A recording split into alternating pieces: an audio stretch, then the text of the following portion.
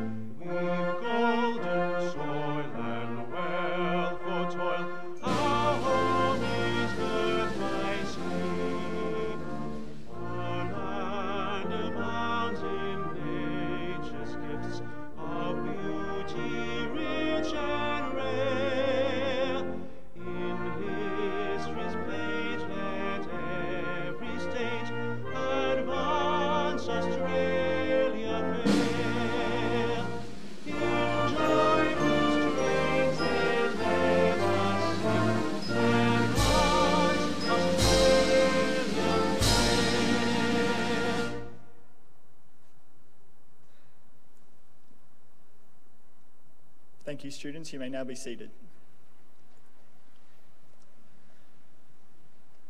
The Australian War Memorial was the vision of Charles Bean, Australia's First World War official historian. Bean landed with the Australian troops on Gallipoli and stayed with them at the front through to the end of the war.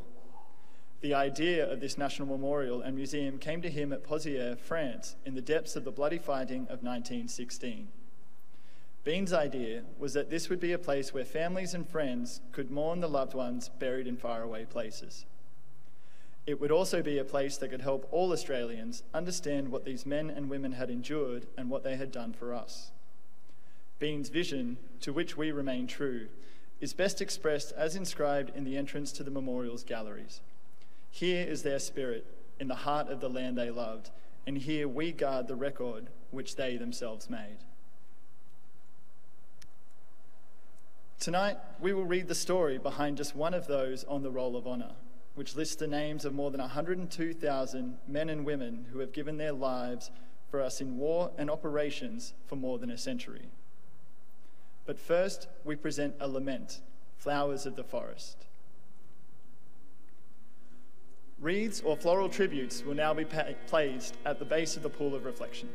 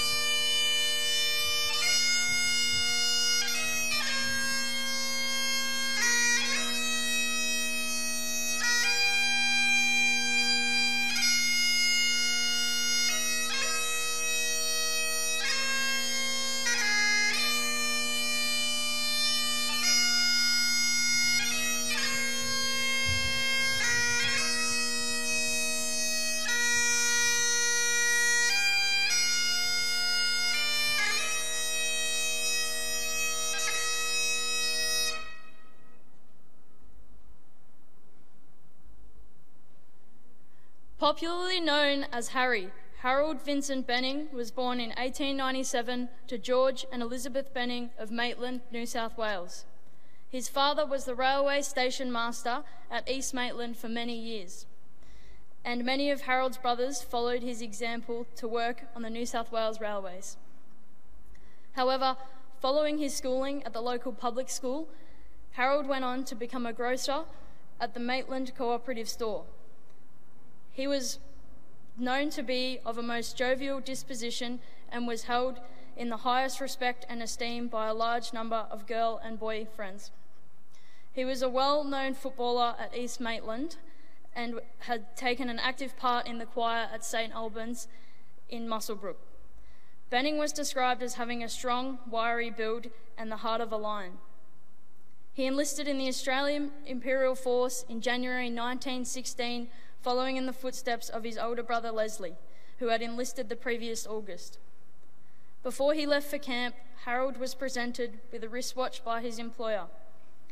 In his thank you speech, Benning said he would do his best when he got to the front, and if he fell, he knew he would fall in a good cause. He was posted to the 1st Battalion and left Sydney Harbour on the 15th of January 1916 for active service overseas. He first went to Egypt, where he joined his brother Leslie. Private Harold Benning spent a short period of time serving with the 45th Battalion and was involved in the fighting around Pozières. Leslie was with the 1st Battalion as it spearheaded the attack against Pozières on the 23rd of July 1916 and died of his wounds the following day. Harold returned to the 1st Battalion a few months later and continued to serve with his old unit.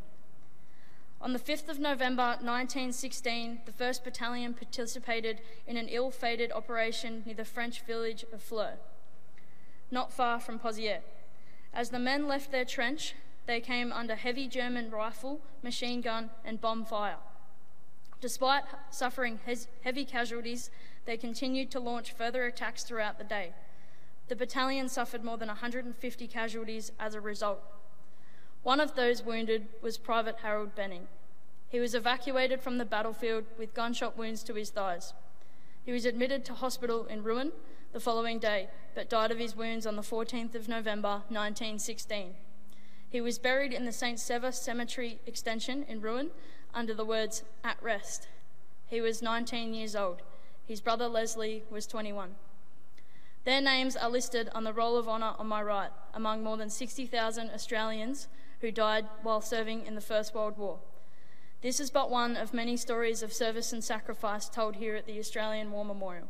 We now remember Private Leslie Edwards Benning and his brother Private Harold Benning, who gave their lives for us, for our freedoms, and in the hope of a better world.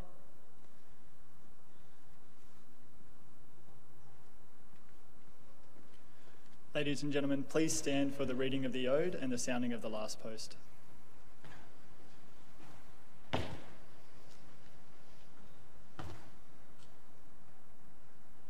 Days shall grow not old, as we that are left grow old. Age shall not weary them, nor the years condemn. At the going down of the sun, and in the morning, we will remember them. We will remember them.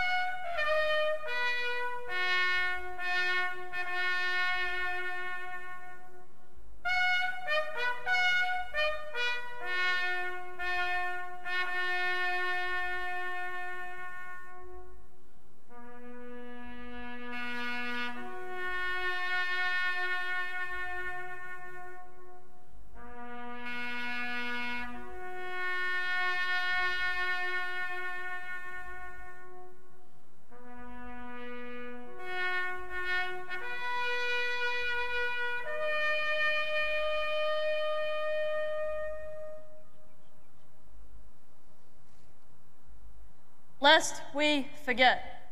Lest we forget.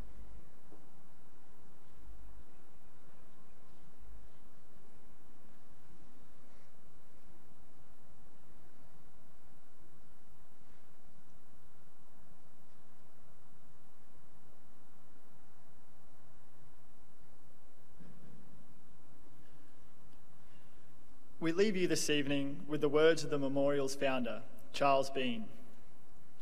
Many a man lying out there at Pozières or in the low scrub at Gallipoli, with his poor, tired senses barely working through the fever of his brain, has thought in his last moments, well, it's over. But in Australia, they will be proud of this. Ladies and gentlemen, that concludes the last post ceremony for this evening. We thank you for visiting the Australian War Memorial, and we wish you all a very good evening.